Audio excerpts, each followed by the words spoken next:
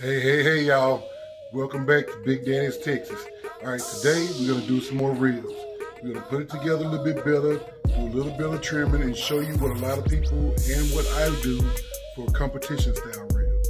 Thank y'all for joining me today. A lot of you guys may know that for Americans, ribs can be your favorite part of the barbecue, and it's no different for Big Daddy.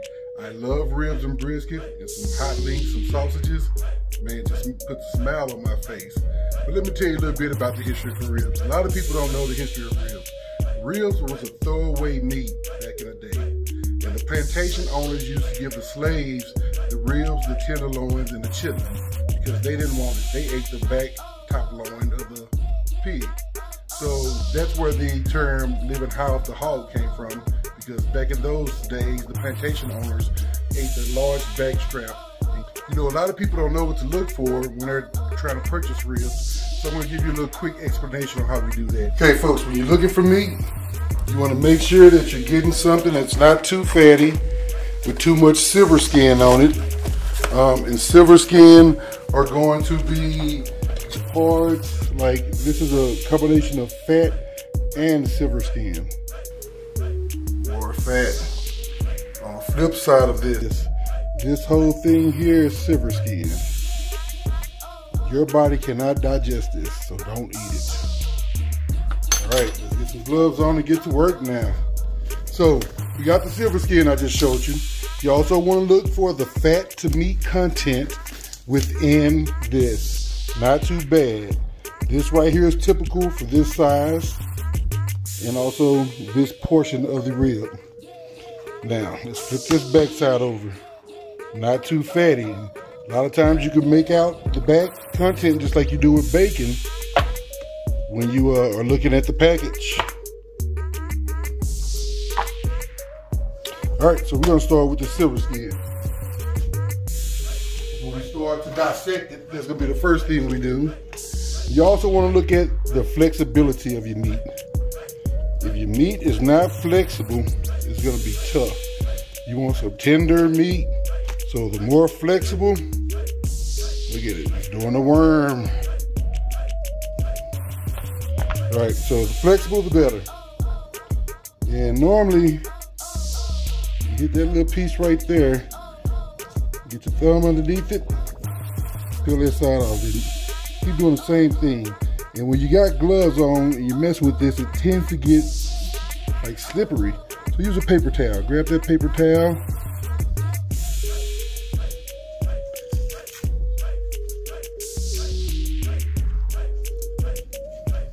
Just rip it all off.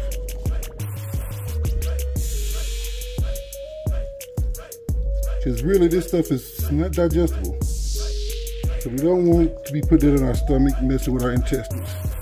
A lot of times you use your finger, roll on through.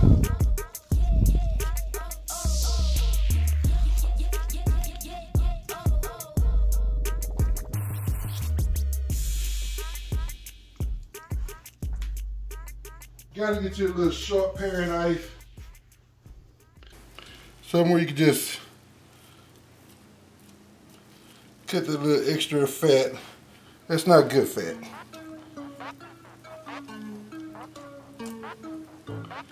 A lot of people trim their ribs before they cook it because they say it helps even cook. I don't do that. I don't think that's necessary. I like to trim them for the judge. Like square them up, I should say, not trim, but square them up for the judge, like when they come off the smoker. Because we're not gonna give them these pieces anyway. It's gonna be something within this area for the judges. So I don't cut these and throw it away. I cut these and eat them later. I like my meat. I can't be wasting money like that.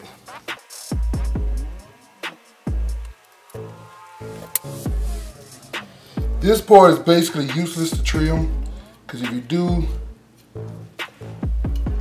you're gonna lose that big hunk right there. And plus, those are the ends that are not going to the judges anyway.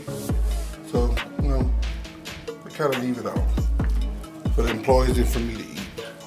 I'm gonna get this right here. I will trim it up. And I hope y'all remembered, wash your meat, not with soap, but water. Rinse it off with cool water. Okay, so these are ready to go. When I'm rubbing ribs, you already know I'm gonna go for my favorite, Big Daddy's Texas Barbecue Rub, found exclusively on my website. So comment, mention it, we'll get together and I can get you something. All right, so the first thing I like to do is rub this part here. See that? Because you gotta rub every part of the meat.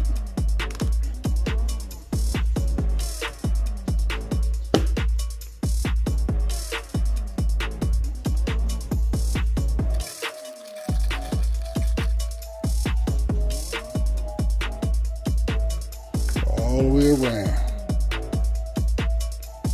Now, you gotta remember, seasoning. You don't want to under-season, you don't want to over-season. And that's the thing about cooking. It's all a trial basis until you get your recipe and your stuff down right. Once you get it down right, you're good to go. After I rub it on, I like to come back with a little bit of water. Just a little bit of water to turn it into a paste. I tend to think that it gets soaked into your meat a little bit better than that granularly filling. So just a little bit of water, turn it into a paste. You got some parts that are a little too pink, throw a little more seasoning on. We want that meat to be red when you're doing it with Big Daddy's rub.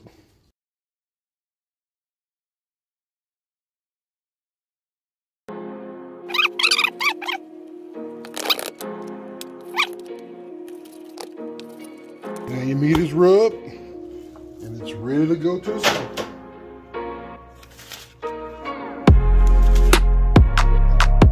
Now it's time to put the ribs on the smoker. Right here.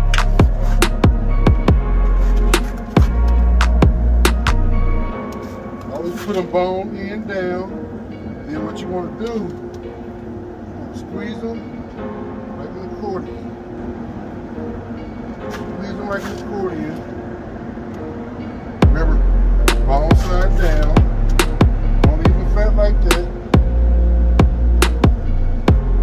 Push them together like an accordion. Keep them juicy. Now, you gotta know which side of your smoker is the hottest. For me, this is the hot side. This is the cool side. So I like to put mine on the hot side face down. You are ready to rock and roll. Okay. Alright, back out here at the smoker. First time opening it. You don't want to constantly keep opening your smoker. You're almost done. In competitions, what I like to do, normally have a spray bottle. Get a spray bottle and spray it with apple juice. It's going to bring on a pretty color and shine to it. Don't have a spray bottle today that I can use. I'm doing a mop with paper towels. You just want to come back and do that a couple of times.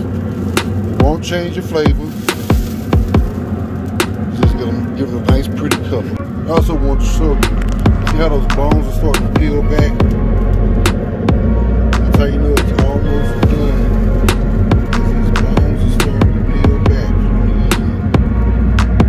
I've got another 32 now.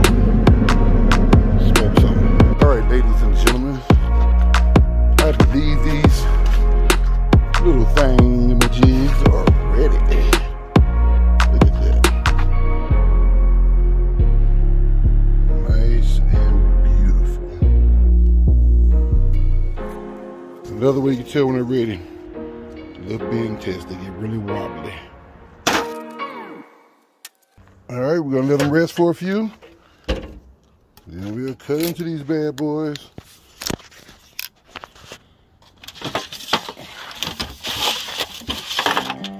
Look at that. Delicious.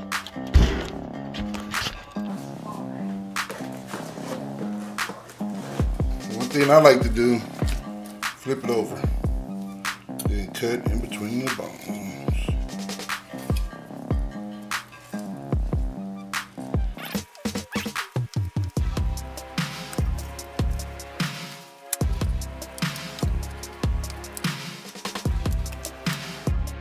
All right, that was the finished product. Now here comes my favorite part of this whole demonstration. This beautiful, delicious rib. Nice and simple to make. Takes a little time and a little practice to master. But rub, smoke, fire equals deliciousness. You can always add the sauce on, but I like for my meat to stand the goodness by itself without sauce. Sauce is just the accompaniment to it. Coming straight off the bone, baby.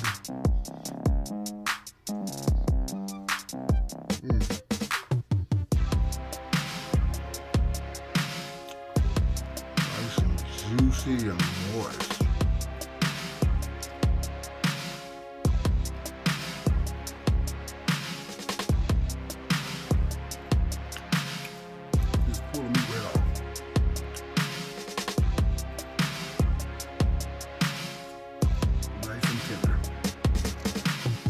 All right, folks, I appreciate y'all joining me today. Hope this didn't take too long. Remember, lots of practice makes you better. This meat is very delicious. My rub goes with beef, pork, chicken. It's just great. Brings out the natural flavor of the meat. I love it. A lot of my customers do too. I hope you guys were able to learn something today. Thanks for joining me. Hit that subscribe button. Hit the like button if you enjoyed it. And then if you enjoyed it, hit the reminder button so you can know when the next one come out. I'm Big Daddy. Those were ribs. Smoke sauce.